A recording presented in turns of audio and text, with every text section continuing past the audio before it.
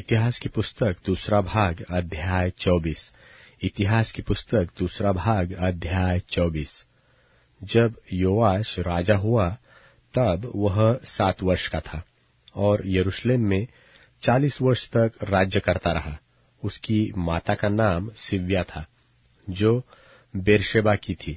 और जब तक यहोयादा याजक जीवित रहा तब तक योआश वह काम करता रहा जो यहोवा की दृष्टि में ठीक है।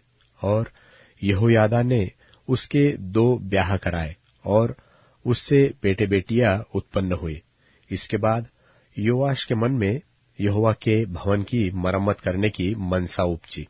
तब उसने याजकों और लेवियों को इकट्ठा करके कहा, प्रतिवर्ष यहूदा के नगरों में जा जाकर सब इस्राएलियों से रुपए लिया करो, जिससे तुम्हारे परमेश्वर के भवन की मरम्मत हो। देखो, इस काम में फुर्ती करो। तो भी लेवियों ने कुछ फुर्ती न की। तब राजा ने यहोयादा महायाजक को बुलाकर पूछा, क्या कारण है कि तूने लेवियों को दृढ़ आज्ञा नहीं दी कि वे यहूदा और यरूशलेम से उस चंदे के रुपए ले आए, जिसका नियम यहोवा के दास मूसा और इस्राएल की मंडली ने साक्षी पत्र के तंबू के निमित्त चलाया था। उस दुष्ट स्त्री अतल्याह के बेटों ने तो परमेश्वर के भवन को तोड़ दिया और यहोवा के भवन की सब पवित्र की हुई वस्तुएं बाल देवताओं को दे दी थी।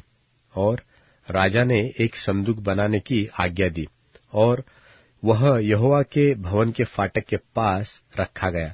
तब यहूदा और यरूशलेम में यह प्रचार किया गया कि जिस चंदे का नियम परमेश्वर के दास मूसा ने जंगल में इस्राएल में चलाया था, उसके रुपए यहोवा के निमित्त ले आओ।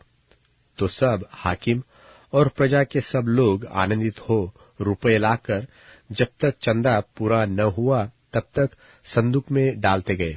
और जब जब वह संदूक लेवियों के हाथ से राजा के प्रधानों के पास पहुंचाया जाता और यह जान पड़ता था कि उसमें रुपए बहुत है, तब तब राजा के प्रधान और महायाजक का नाइब आकर संदूक को खाली करते और तब उसे फिर उसके स्थान पर रख देते थे।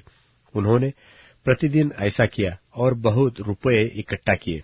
तब राजा और यहोयादा ने वह रुपए यहोवा के भवन में काम करने वालों को दे दिए और उन्होंने राजों और बढ़इयों को यहोवा के भवन के सुधारने के लिए और लोहारों और ठेरों को यहोवा के भवन की मरम्मत के लिए मजदूरी पर रखा। और कारीगर काम करते गए और काम पूरा होता गया। और उन्होंने परमेश्वर का भवन जैसा का तैसा बनाकर दृढ़ कर दिया। जब उन्होंने वह काम निपटा दिया तब वे शेष रुपए राजा और यहोयादा के पास ले गए और उनसे यहोवा के भवन के लिए पात्र बनाए गए, अर्थात सेवा टहल करने और होमबलि चढ़ाने के पात्र और धूपदान आदि सोने चांदी के पात्र। और जब तक यहोयादा जीवित रहा तब तक यहोवा के भवन में होमबलि नित्य चढ़ाए जाते थे। परंतु यहोयादा बूढ़ा हो गया और दीर्घायु होकर मर गया। जब वह मर गया तब 130 वर्ष का था और दाऊदपुर में राजाओं के बीच उसको मिट्टी दी गई, क्योंकि उसने इस्राएल में और परमेश्वर के और उसके भवन के विषय में भला किया था। यहोयादा के मरने के बाद यहूदा के हाकिमों ने राजा के पास जाकर उसे दंडवत की और राजा ने उनकी मानी।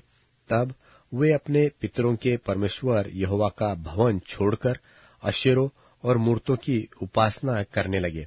सो उनके ऐसे दोषी होने के कारण परमेश्वर का क्रोध यहूदा और यरूशलेम पर भड़का। तो भी उसने उनके पास नबी भेजे कि उनको यहोवा के पास फेर लाए, और इन्होंने उन्हें चिता दिया, परंतु उन्होंने कान न लगाया। और परमेश्वर का आत्मा यहोयादा याजक के पुत्र जकरयाह में समा गया और वह ऊंचे स्थान पर खड़ा होकर लोगों से कहने लगा, यहोवा यो कहता है कि तुम यहोवा की आज्ञाओं को क्यों टालते हो? ऐसा करके तुम भाग्यवान नहीं हो सकते। देखो, तुमने तो यहोवा को त्याग दिया है, इस कारण उसने भी तुमको त्याग दिया है। तब लोगों ने उससे द्रोह की गोष्ठी करके राजा की आज्ञा से यहोवा के भवन के आंगन में उसको पत्थरवाह किया। राजा योआश ने वह प्रीति भूलकर जो यहोयादा ने उससे की थी, उसके पुत्र को घात किया, और मरते समय उसने कहा, यहोवा इस पर दृष्टि करके इसका लेखा ले। नए वर्ष के लगते अरामियों की सेना ने उस पर चढ़ाई की, और यहूदा और यरूशलेम आकर प्रजा में से सब हाकिमों को नाश किया, और उनका सब धन लूटकर दमिश्क के राजा के पास भेजा। अरामियों की सेना थोड़े ही पुरुषों की तो आई थी, परंतु यहोवा ने एक बहुत बड़ी सेना उनके हाथ कर दी, क्योंकि उन्होंने अपने पितरों के परमेश्वर को त्याग दिया था, और योआश को उन्होंने दंड दिया। और जब वे उसे बहुत ही रोगी छोड़ गए, तब उसके कर्मचारियों ने यहोयादा याजक के पुत्रों के खून के कारण उससे द्रोह की गोष्ठी करके उसे उसके बिछोने पर ही ऐसा मारा कि वह मर गया, और उन्होंने उसको दाऊदपुर में मिट्टी दी, परंतु राजाओं के कब्रिस्तान में नहीं। जिन्होंने उससे राजद्रोह की गोष्ठी की थी वे ये थे, अर्थात अम्मोनीन, शिमात का पुत्र जाबाद और शिमरित, मोआबिन का पुत्र यहोजाबाद, उसके बेटों के विषय और उसके विरुद्ध जो बड़े दंड की नबूवत हुई, उसके और परमेश्वर के भवन के बनने के विषय ये सब बातें राजाओं के वृत्तांत की पुस्तक में लिखी है। और उसका पुत्र अमस्याह उसके स्थान पर राजा हुआ।